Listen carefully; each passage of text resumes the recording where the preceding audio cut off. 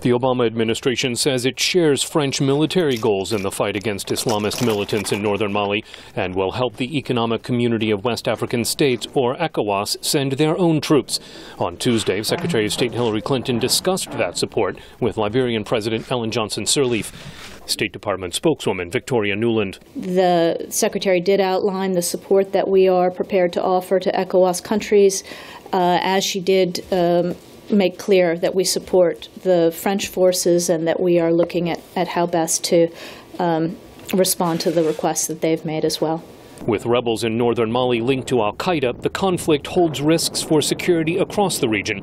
U.S. Assistant Secretary of State for African Affairs, Johnny Carson. This constitutes not just a threat against a sovereign state, but potentially a transnational threat that can move across the borders into Niger, into Burkina Faso, into Mauritania, into Senegal, as well as Algeria and other places. Helping Malian forces regain ground will involve Algeria.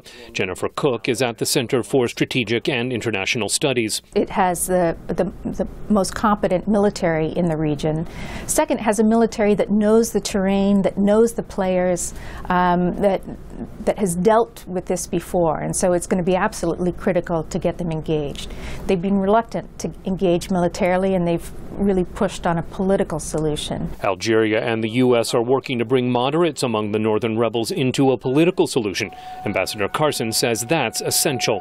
And equally important for us as well, and I think for the people of Mali, is that they move forward in an expeditious manner as quickly as they can to put in place a roadmap and a timetable for the restoration of a democratic government.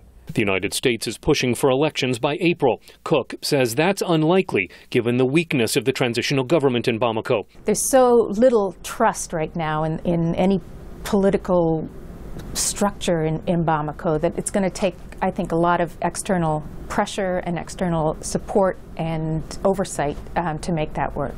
If Mali's transitional leaders are unable to organize elections by April, there'll be outside pressure for a reconstituted interim administration with less military influence and greater participation from the north. Scott Stearns, VOA News, the State Department.